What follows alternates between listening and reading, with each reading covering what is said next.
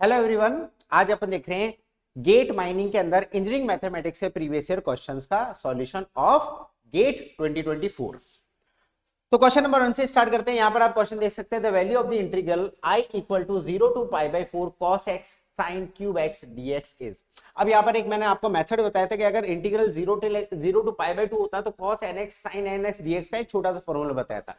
But यहां पर उस फॉर्मूले से कंफ्यूज नहीं होना अपने को, क्योंकि यहां पर लिखा है 0 to pi by 4, 0 to pi by 2 होता तो फॉर्मूला यूज करते हैं। बट इस टाइप के क्वेश्चन को कैसे सॉल्व करना है? सिंपल इंटीग्रेशन, डेफिनेट इंटीग्रल अपने को यूज करना है। तो सॉल्यूशन ध्यान से देखने की कोशिश करना।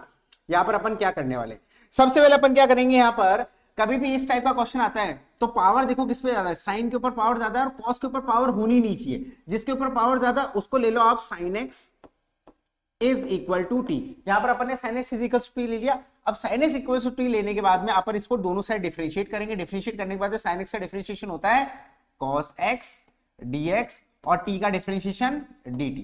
यहां पर क्या फायदा हुआ, यहां पर आप नोटिस कर सकते हो कि यहां पर जो cos x dx होगा, जो cos x dx होगा उसको अपन यहां पर dt लिख देंगे। और जो sin x होगा उसको तो ऑलरेडी अपन ने क्या मान लिया, sin x को ऑलरेडी अपन ने t मान लिया। बहुत बढ़िया। अब यहां पर अपन सॉल्व करेंगे तो यहां पर क्या हो जाएगा, अब लिमिट भी चेंज होगी। कैसे? अगर अपन x की लिमिट देखें, क्योंकि dx है तो x 0 टू पाई बाय 4 जा रहा है, तो अगर मैं x की लिमिट 0 रखूं, साइन 0, तो साइन 0 होता है 0, तो ये इनिशियल लिमिट t की हो गई आपकी 0।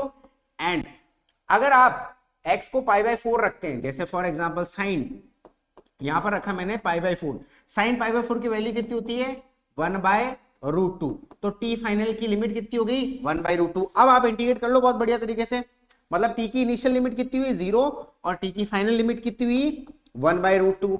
cos x dx को अपन ने dt बोल ही दिया और sin x को अपन ने t रखा था, मतलब t क्यूब dt। क्या यहां तक चीजें क्लियर? यहां तक आपको चीजें क्लियर हो जाती है तो बहुत ही आसान हो जाएगा सवाल। अब इंटीग्रेट कर लो। t क्यूब का इंटीग्रेशन कितना होता है, t की पावर 4 अपॉन 4 और आप लिमिट डाल दोगे 0 से लेकर 1 बाय रूट 2। यहां से 1 बाय 4 आप कॉमन निकाल दो। जैसे ही मैंने यहां पर 1 बाय 4 कॉमन निकाला तो मैंने लिमिट पुट करी, यहां पर देख सकते हैं 1 बाय रूट 2 की पावर 4 माइनस 0 की पावर 4। क्या अपर लिमिट और लोअर लिमिट अपने डाल दी। जैसे इसको अपन फर्दर सॉल्व करेंगे तो 1 बाय 4 इंटू 1 बाय रूट 2 की पावर 4 मतलब 1 बाय 4, क्योंकि रूट 2 का स्क्वायर होता है 2, तो 2 इंटू 2 इज 4, तो 1 by 4 into 1 by 4 is nothing but equal to 1 by 16। तो यहां पर कौन सा ऑप्शन आपका करेक्ट हो जाता है, the option number B will be your correct answer. चलिए नेक्स्ट क्वेश्चन में चलते हैं। अब नेक्स्ट क्वेश्चन में क्या बोला गया है कि value of the limit x tends to 0, value of the limit x tends to 0 n sin 5x upon sin 3x is. अब लिमिट में छोटा सा रूल मैंने आपको बता रखा है, यहां पर एल हॉस्पिटल रूल लगेगा। क्यों लगेगा? क्योंकि मैं x को 0 रखता हूं तो sin 0 इज 0 और यहां पर 0 रखता हूं तो sin 0 इज 0। 0 बाय 0 फॉर्म मिला है तो आप यहां पर एल हॉस्पिटल रूल। अब एल हॉस्पिटल रूल में क्या होता है, कुछ मत करो सर, जब तक 0 बाय 0 फॉर्म नहीं हटता तब तक न्यूमरेटर को डिफरेंशिएट करो, डिनोमिनेटर को डिफरेंशिएट करो। मतलब x टेंड्स टू 0, अगर fx अपॉन gx आपका 0 बाय 0 फॉर्म दे रहा है तो आपको फर्दर क्या करना है, फिर से आपको लिमिट रखना है x टेंड्स टू 0। fx का डिफरेंशिएशन कितना हो जाएगा f डैश x, gx का डिफरेंशिएशन कितना हो जाएगा g डैश x। फिर आप रखते हो f डैश 0 g डैश 0, फिर से अगर आपको 0 बाय 0 फॉर्म बढ़ता है आप फर्दर डिफरेंशिएट करते हो, मतलब limit x tends to 0 f double dash 0 g double dash 0, मतलब यहां पर fx की जगह आप यहां पर रख सकते हो 0 0। क्या यहां तक चीजें क्लियर हुई? मतलब f of f dash 0 g dash 0, 0 by 0 form मिल रहा है। जब तक करते रहोगे जब तक आपको 0 बाय 0 फॉर्म हट नहीं जाता। तो यहां पर अपन ये करेंगे, यहां पर अपन करेंगे लिमिट x टेंड्स टू 0, अपने को दे क्या रखा है n of sin 5x upon sin 3x। बहुत बढ़िया। अब मैं न्यूमरेटर और डिनोमिनेटर को सेपरेटली डिफरेंशिएट करूंगा तो ये हो जाएगा limit x tends to 0, sin 5x का डिफरेंशिएशन होता है n इंटू sin 5x का differentiation 5 times of cos 5x। बहुत बढ़िया। और यहां पर अपन देख सकते हैं डिनोमिनेटर में sin 3x का differentiation 3 times cos of 3x। अब फिर से आप 0 बाय 0, ऊपर 0 x की वैल्यू और नीचे 0 x की वैल्यू रखोगे तो cos 0 होता है 1 एंड cos 0 होता है 1, तो ये कितना हो जाएगा आपका n 5 बाय 3, मतलब आपका आंसर हो गया 5n अपॉन 3। मतलब 5n अपॉन 3 कौन सा ऑप्शन नजर आ रहा है आपको, 5n/3 कौन से ऑप्शन में? ऑप्शन नंबर डी में आपको यहां पर नजर आ रहा है। चलिए नेक्स्ट क्वेश्चन चलते हैं। अगला क्वेश्चन क्या बोल रहा है? अगला क्वेश्चन आपका पूछ रहा है the magnitude of curl of vector, मतलब कर्ल ऑफ एफ आपको पूछा जा रहा है। अब कर्ल ऑफ एफ, एक बार क्वेश्चन देख लो, कर्ल ऑफ एफ में आप कैसे सॉल्व करोगे इसको? What is the curl of F? ध्यान से देखो, कर्ल ऑफ एफ का फॉर्मूला बता देते हैं और ध्यान समझने की कोशिश करना solution. What is the curl of F? Curl of F क्या होता है भाई?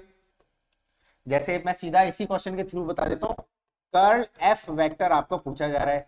कर्ल एफ वेक्टर मतलब यहां पर आप रखोगे आई जे के और यहां पर रखोगे doh by doh x, doh by doh y and doh by doh z. फिर बाद में यहां पर आ जाएगा आई का क्वेश्चन कितना है 2x, जे का क्वेश्चन कितना है 3y एंड के का क्वेश्चन कितना है 4z। क्या यहां तक चीजें क्लियर? अगर यहां तक चीजें क्लियर होती है फिर आप डिटरमिनेंट निकाल दो। ये आपका डिटरमिनेंट का सिंबल है। अगर मैं डिटरमिनेंट लगाता हूं तो कर्ल एफ, ध्यान से देखना, कर्ल एफ वेक्टर क्या हो जाएगा? आई कैप। अब आई में क्या हो जाएगा? ये वाला कॉलम उड़ जाएगा, ये वाली रो उड़ जाएगी एंड यहां पर आ जाएगा doh of 4z upon doh y minus doh of 4z upon doh y minus doh of 3y upon doh z, doh of 3y upon doh z। Okay, अब आ जाएंगे यहां पर माइनस जे, ये कॉलम उड़ गया, ये कॉलम उड़ गया, ये रो उड़ गया। Doh of 4z upon doh x, doh of 4z upon doh x minus doh of 2x upon doh z, doh of 2x upon doh z। बहुत बढ़िया, बहुत ही शानदार। यहां तक चीजें क्लियर हो रही है? चलो बहुत अच्छी बात है। आगे बढ़ते हैं। के कैप तो आ जाएगा प्लस के टाइम्स, ये कॉलम उड़ जाएगा, ये रो उड़ जाएगी। Doh of 3y by doh x, doh of 3y by doh x minus doh of 3y by doh x minus doh of 2x upon doh y, doh of 2x upon doh y। एक बार अपन check कर लेते हैं क्या सारी calculation अपन ने सही करी है। मेरे ख्याल से बिल्कुल सही करी है, कहीं भी कोई दिक्कत नहीं है। अब देखो फास्ट चेक करने का तरीका क्या होता है? z with respect to y 0, मतलब बहुत ध्यान समझना, z with respect to y 0, y with respect to z 0, खत्म बात।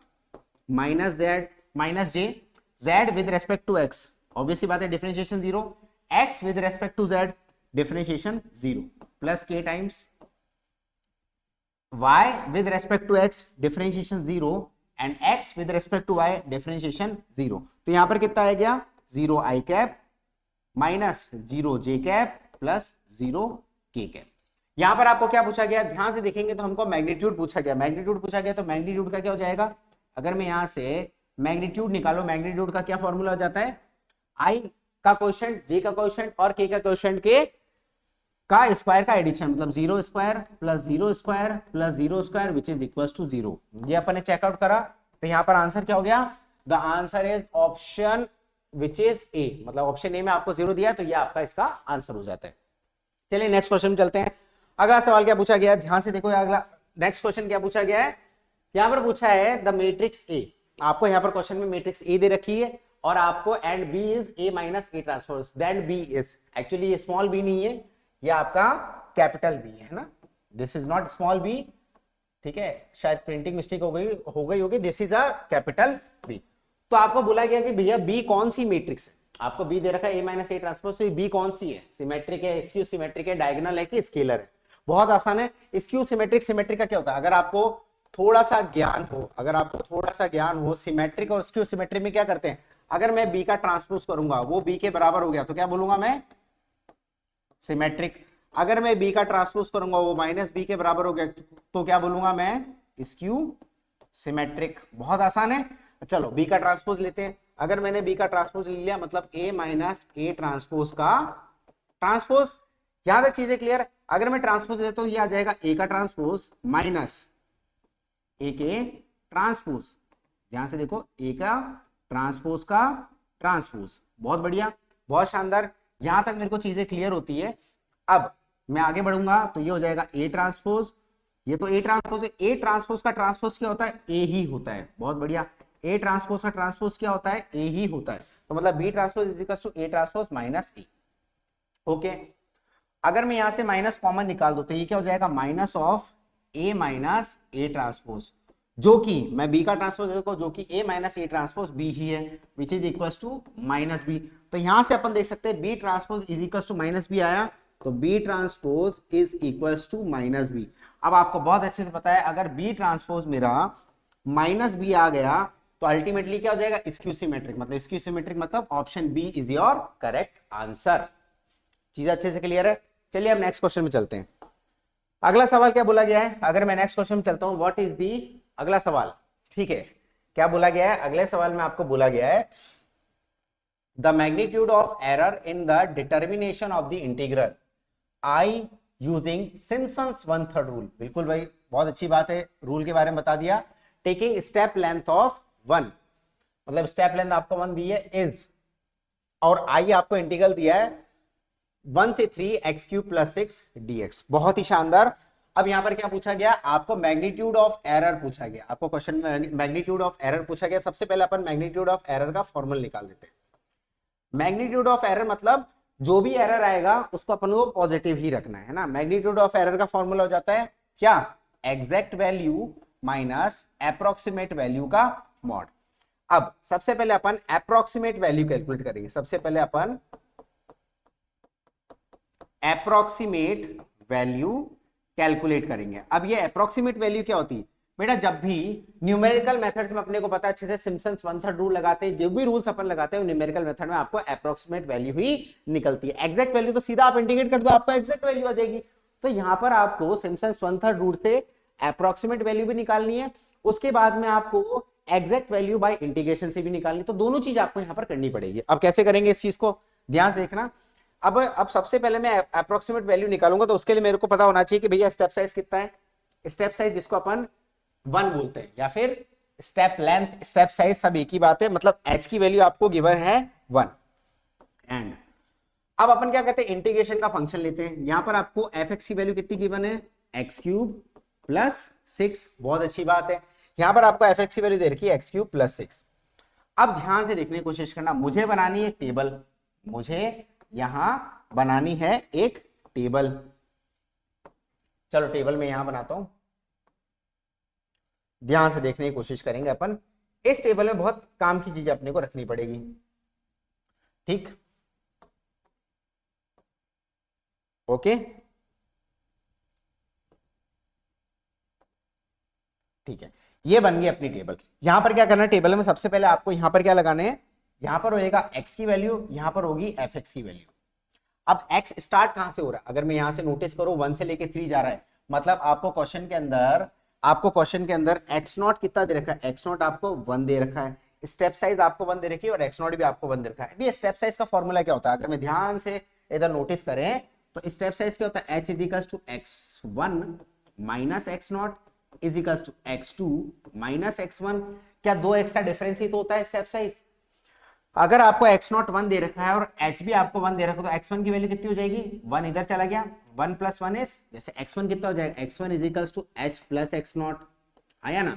अब यहां से मैं बोलूं x2 कितना हो जाएगा, x2 इज इक्वल टू 1 इधर चले जाएगा, h प्लस x1। तो इस तरीके से आप x नॉट आपको क्वेश्चन में गिवन है, जबकि लोअर लिमिट होती है x नॉट, तो x नॉट की वैल्यू कितनी होगी, यहां पर आप लिखेंगे x नॉट, जो कि x नॉट की वैल्यू कितनी हो जाएगी,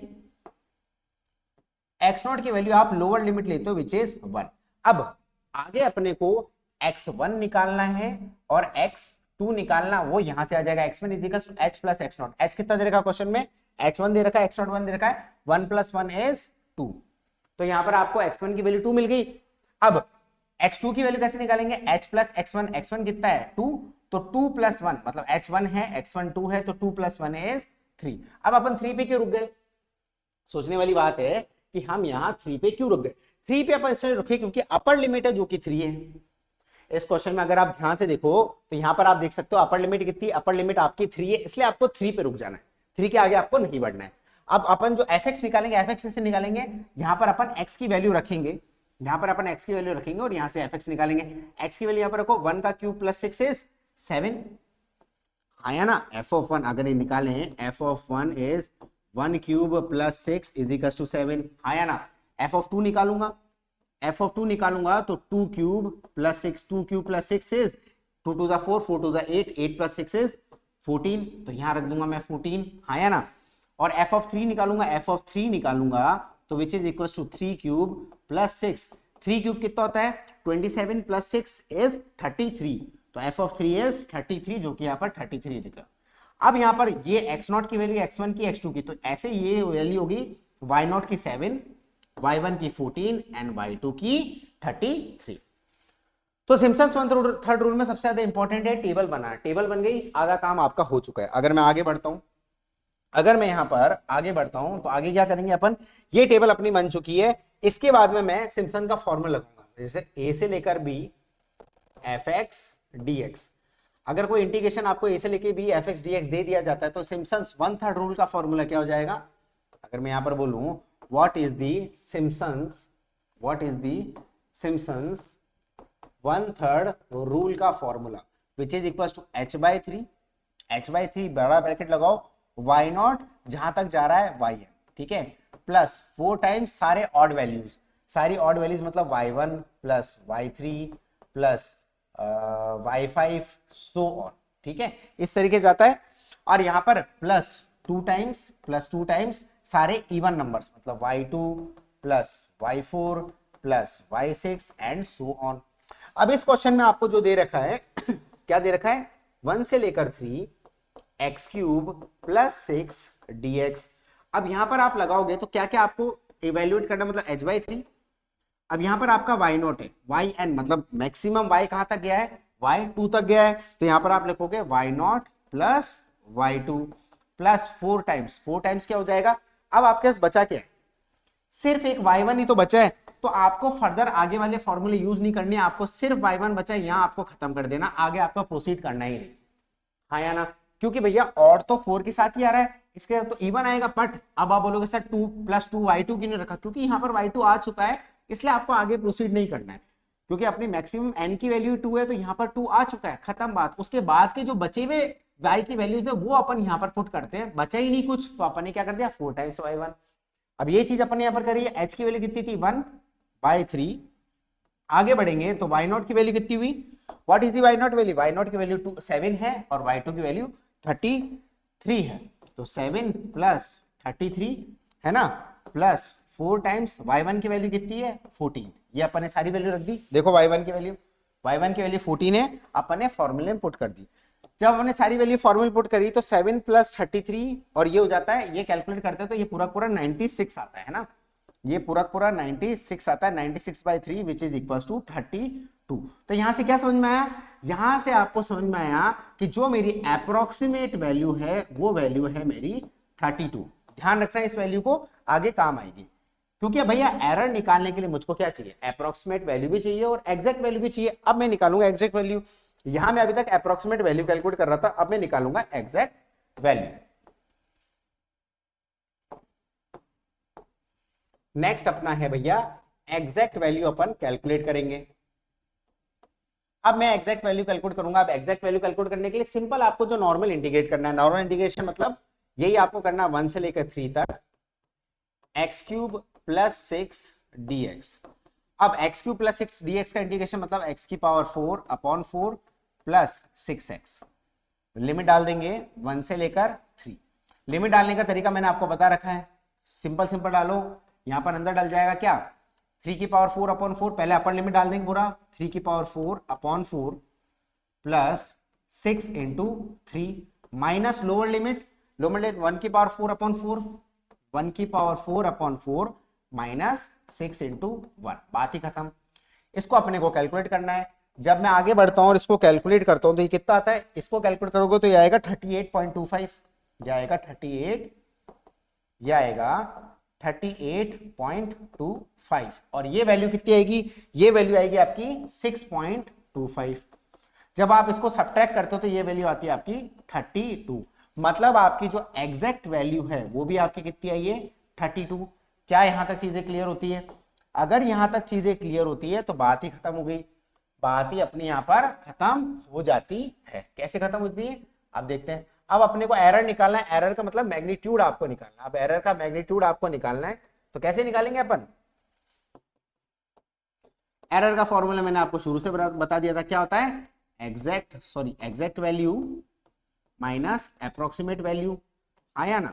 अब एग्जैक्ट वैल्यू कितनी है आपकी 32, अप्रोक्सीमेट वैल्यू कितनी है आपकी 32, एरर कितना आया आपका 0, यही आपका आंसर है। This is the answer of this question, error is nothing but 32 minus 32 is equals to 0। पूरा कैलकुलेट किया, answer is 0 which is option A. चीजें क्लियर? मेरे ख्याल से ये आपको कंसेप्चुअली भी काफी अच्छे से क्लियर हो गया होगा किस तरीके आपको सिम्पसन्स रूल लगाना है, किस तरीके से आपको इंडिकेट करना है, उसके बाद एरर कैसे निकालता। अगर यहां पर मैग्नीट्यूड नहीं लिखा होता तो आप उसका मॉड नहीं लेते, इसका ध्यान रखना। एरर मैग्नीट्यूड में पूछ सकते हैं, एरर आपको मॉड में पूछ सकते हैं, परसेंटेज एरर भी होता है, बहुत सारी चीजें सब आपको क्लास में बहुत अच्छे से पढ़ाया गया है। चलिए आगे बढ़ते हैं। नेक्स्ट क्वेश्चन, अब नेक्स्ट क्वेश्चन क्या बोल रहा है?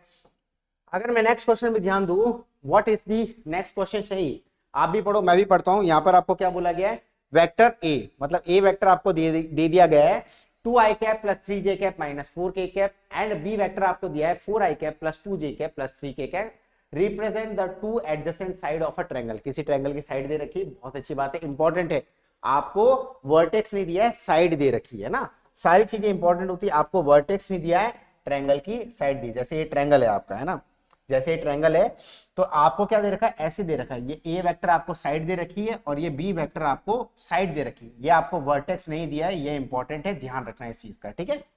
ओके, अब आपको साइड दे दी है, बहुत अच्छी बात है। The magnitude of the area of triangle, the magnitude of the area of triangle, ठीक है, आपको ट्रायंगल के एरिया का मैग्नीट्यूड चाहिए, बहुत अच्छी बात है। सबसे पहले और क्या पूछा, and the unit vector perpendicular to both A and B respectively are. सबसे पहले अपन एरिया कैलकुलेट करेंगे।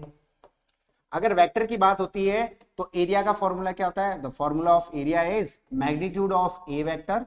अच्छा, एरिया का मैग्नीट्यूड पूछा, अगर एरिया होता है तो एरिया का फॉर्मूला कितना होता है, A vector cross B vector, है ना, A vector cross B vector divided by 2। अब यहां पर क्या बोला, आपको मैग्नीट्यूड पूछा एरिया का, तो ए वेक्टर क्रॉस बी वेक्टर आप निकाल के उधर क्या ले लो, आप उसका मैग्नीट्यूड निकाल देना। अब क्रॉस वेक्टर का निकालने का तरीका क्या होता है, A vector cross B vector, सीधा सीधा आप यहां पर रख दो आई जे के। अब ए वेक्टर में क्या है, ए वेक्टर में आई जे के क्वेश्चन, मतलब 2 3 माइनस 4, यहां रखो 2, यहां रखो माइनस 3, सॉरी 2 3 एंड माइनस 4, बहुत बढ़िया बात है।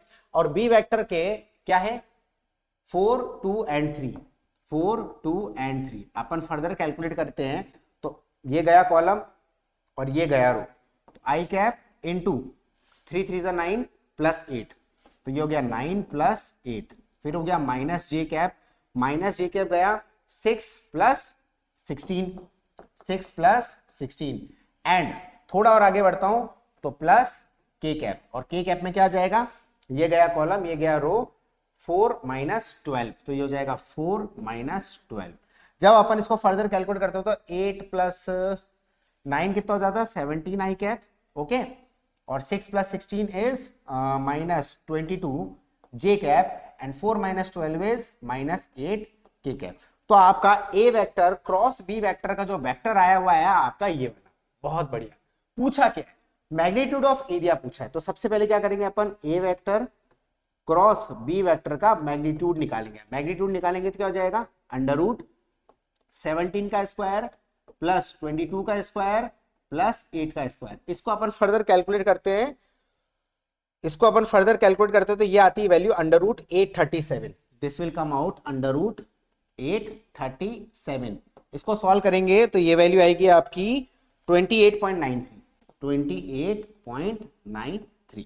मतलब यहां से अपन ने फर्दर जब अपन ने एरिया कैलकुलेट करा तो एरिया का मैग्नीट्यूड क्या हो जाएगा, एरिया का मैग्नीट्यूड सीधा सीधा ए वेक्टर क्रॉस बी वेक्टर का मैग्नीट्यूड आया 28.93, हाँ या ना, डिवाइडेड बाय 2। इंपॉर्टेंट है, बहुत सारे स्टूडेंट यही गलती करते हैं, magnitude of area he answer बोलते हैं। देखो ऑप्शन देगा 28.93, नहीं भाई, डिवाइडेड बाय 2 करना पड़ेगा। जैसे डिवाइडेड बाय 2 करेंगे तो ये आंसर आएगा आपका कुछ 14.46, ये इंपॉर्टेंट है। तो यहां से आपको समझ में आता है 14, ये तो गया, ये गया 14.46, 14.46 मतलब सी और डी में से कोई एक आंसर है। अगला क्या हो जाएगा, आपको अगला क्या निकालना है, या unit vector perpendicular to both A and B respectively. अब यूनिट वेक्टर की बात करी इन्होंने, अगला क्या बोला आपको, अगला पूछा है आपको यूनिट वेक्टर, अगला पूछा है आपको यूनिट वेक्टर। अब यूनिट वेक्टर में क्या करते हैं भाई, मान लो कोई भी ए वेक्टर, जैसे कैसे होता है ये आपका ए वेक्टर है और ये आपका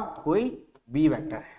तो यहां पर क्या होता है, इन दोनों को जैसे यहां से जाते ए क्रॉस बी आपको देता ऊपर की तरफ में एन वेक्टर, बट यही एन वेक्टर को यूनिट करना है, यही एन वेक्टर को आपको यूनिट करना है। तो अपन क्या करेंगे, इसका ले लेंगे एन कैप, और एन कैप क्या आता है, N vector divided by N vector का मैग्नीट्यूड। क्या यहां तक चीजें क्लियर?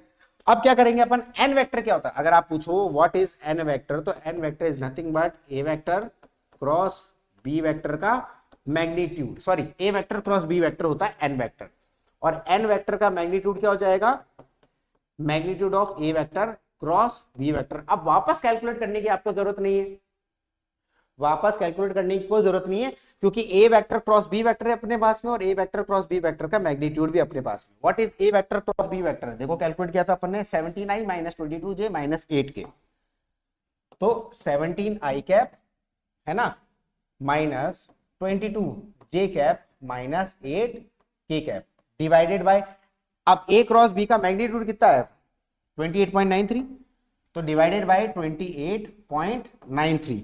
अब फास्ट कैलकुलेशन करने के लिए आपको क्या करना पड़ेगा, एन कैप। यहां पर सबसे इंपॉर्टेंट बात है, कुछ मत करो, 1/28.93 लिखो और अंदर डाल दो, यहां पर आप क्या डाल दो 17i cap minus 22j cap minus 8k cap डाल दिया। इंपॉर्टेंट बात क्या है, सबसे सिंपल कैलकुलेशन इजीली कैलकुलेट आप कर दोगे, 28.93 1/28.93 होता है 0.0345 और ये आ जाएगा आपका 17i cap minus 22j cap minus 8k cap. Simple, पता कैसे हो जाता है, इसी को ही आप मल्टीप्लाई कर दोगे तो आपको आंसर पता पड़ जाएगा, ज्यादा कैलकुलेशन करने की जरूरत नहीं है। In exam point of view आपको बता रहा हूं, तो जैसे आपको 17 से आप इसको मल्टीप्लाई करते हो तो ये आता है 0.587i कैप। ये मिलते ही आपको ऑप्शन मिल गया, ये आते ही आपको ऑप्शन मिल गया। कैसे 0.587i कैप, देखो कौन से ऑप्शन में, क्योंकि अपने को सी और डी कैलकुलेट करना है, 0.58 और 17 ये गया। क्या यही ऑप्शन आपके पास में बचा, क्या यही ऑप्शन आपके पास में बचा, हाँ या ना,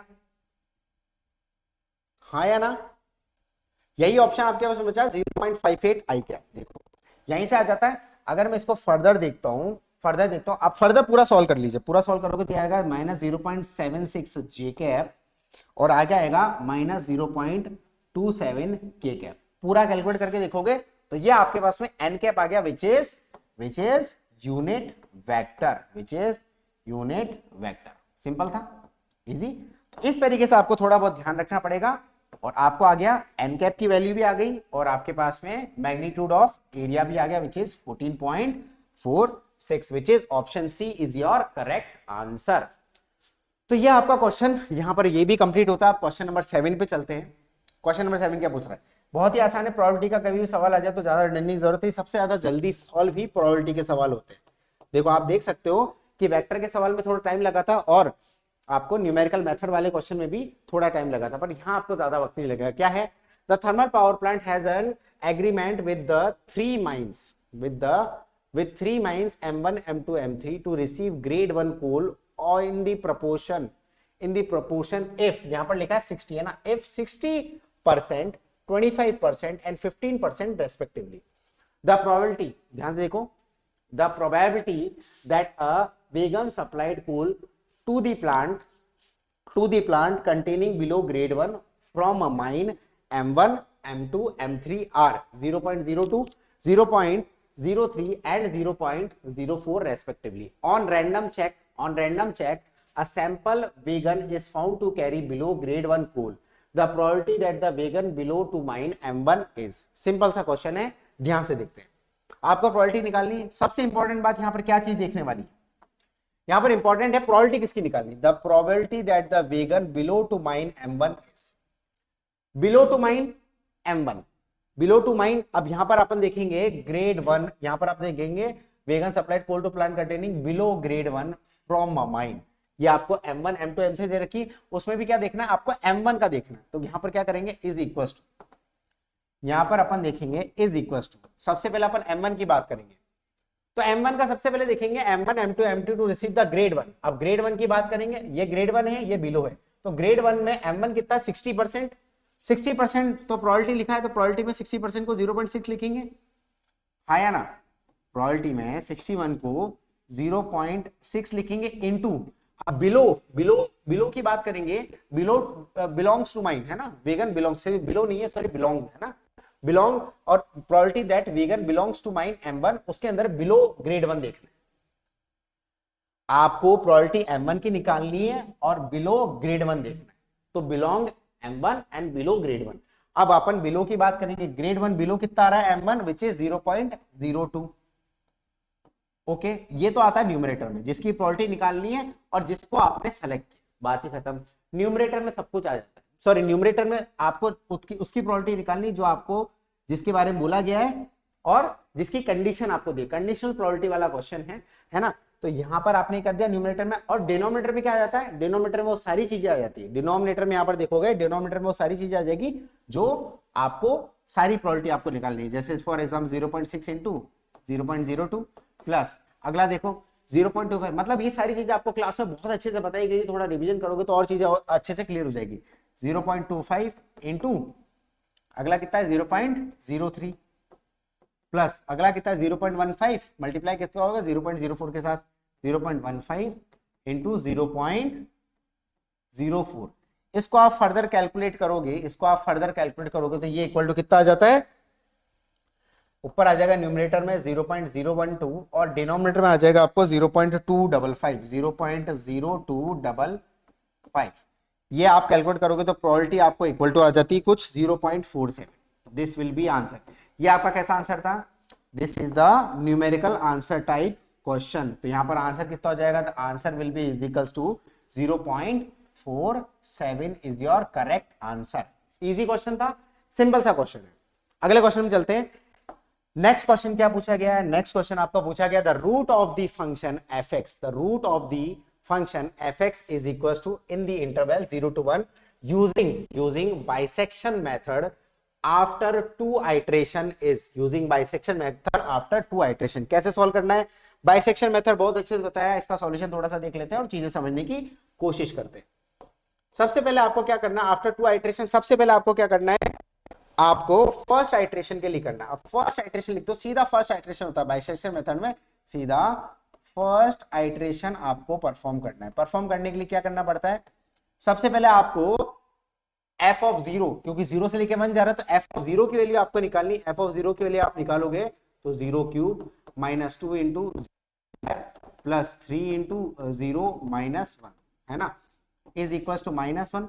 ओके, और फिर आपको f ऑफ 1 की वैल्यू निकालनी है, f ऑफ 1 की वैल्यू मतलब 1 क्यूब माइनस 2 इंटू 1 का square plus 3 into 1 minus 1 which is equal to how much 1।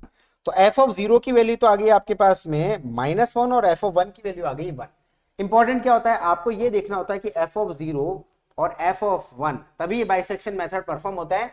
Perform होने के लिए आपको देखना पड़ता है f ऑफ 0 और f ऑफ 1 को जब मैं मल्टीप्लाई करूं तो क्या ये लेस देन 0 आ रहा है, हाँ सर, -1 और 1 को मल्टीप्लाई करते तो ये लेस देन 0 होता है, ये लेस देन 0 आ गया। अब आपको क्या परफॉर्म करना है, अब आपको क्या परफॉर्म करना है, इधर एक लाइन खींचनी है और यहां पर रखनी x की वैल्यू, ये हो गई 0 और ये हो गई 1, और यहां पर रखनी f ऑफ x की वैल्यू, f ऑफ x की वैल्यू, बस आपको साइन रखने। f ऑफ 0 कितना आया था, नेगेटिव आया था, बिल्कुल सही बात है। f ऑफ 1 कितना आया था, पॉजिटिव आया था, तो इधर रख दो पॉजिटिव। क्या पॉजिटिव नेगेटिव है, हाँ सर, मैं यहाँ पर बाइसेक्शन का फॉर्मूला परफॉर्म कर सकता हूँ। ये बाइसेक्शन का फॉर्मूला मैं कैसे परफॉर्म कर सकता हूँ, आगे बढ़ूंगा तो फर्स्ट आइटरेशन के बाद में जो वैल्यू हो जाएगी x1 हो जाएगी। x1 का मतलब आप 0 और 1 दोनों को रखोगे तो 0 प्लस 1/2 दोनों लिमिट को ऐड करोगे, डिवाइडेड बाय 2 करते, a प्लस b/2 वाला formula which is equal to 1/2 which is equal to 0.5। ये आ गई आपकी x की value after first iteration. First iteration करने के बाद में इसके बीच में एक रूट जरूर कट होगा, क्योंकि ऑब्वियस ही बात है यार, y की वैल्यू नेगेटिव से पॉजिटिव जा रही है तो आपके 0 से कट होके जाएगा ही। y नेगेटिव से पॉजिटिव जा रहा है तो किसी पॉइंट 0 पे कट होके आगे बढ़ेगा, मतलब इसके बीच में रूट लाई करेगा, तो वो बोल रहा है वो रूट हो सकता है फर्स्ट आइटरेशन के बाद में 0.5। कोई इशू नहीं है, आगे बढ़ते हैं। अब अपन परफॉर्म करेंगे सेकेंड आइटरेशन। अब अपन परफॉर्म करेंगे यहां पर सेकेंड आइटरेशन। अब देखो ध्यान से देखो, सेकेंड आइटरेशन में क्या करना पड़ेगा, फिर से वही चीज करनी पड़ेगी। अब यहां पर मेरे को पता है f ऑफ 0 की वैल्यू, f ऑफ 1 की वैल्यू, अब f ऑफ 0.5 की निकालनी पड़ेगी। तो सबसे पहले क्या करेंगे, f ऑफ 0.5 की वैल्यू मैं निकालूंगा, चेक करूंगा नेगेटिव पॉजिटिव क्या है।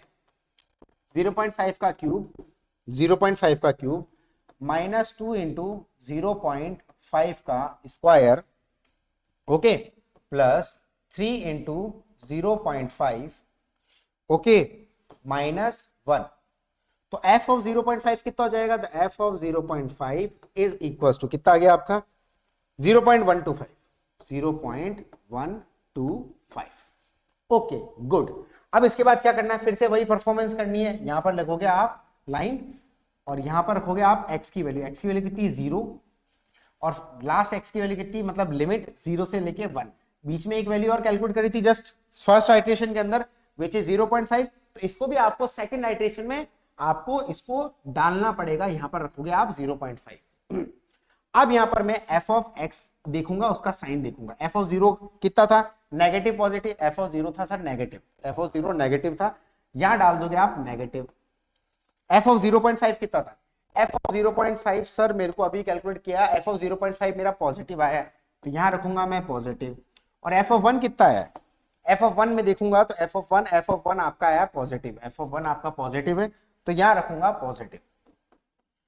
लॉजिकली समझ में आता है, या आपको याद रखना तो याद भी रख सकते हो कि भैया पॉजिटिव से पॉजिटिव के बीच में ध्यान से देखेंगे तो पॉजिटिव से पॉजिटिव के बीच में तो रूट लाई कर ही नहीं सकता।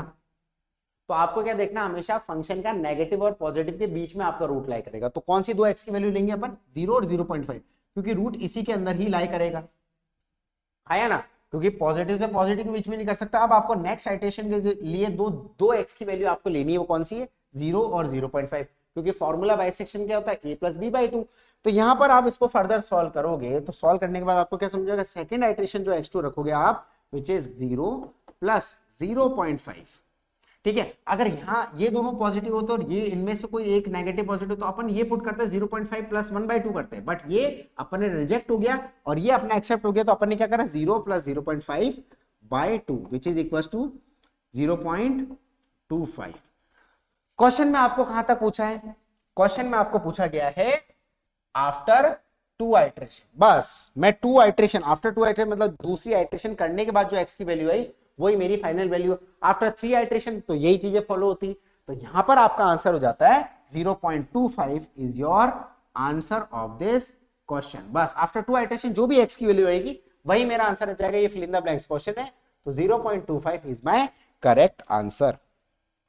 तो ये हो जाता है गेट 2024 PYQ के आपके video solution. Thank you, bye bye, will see you in the next video.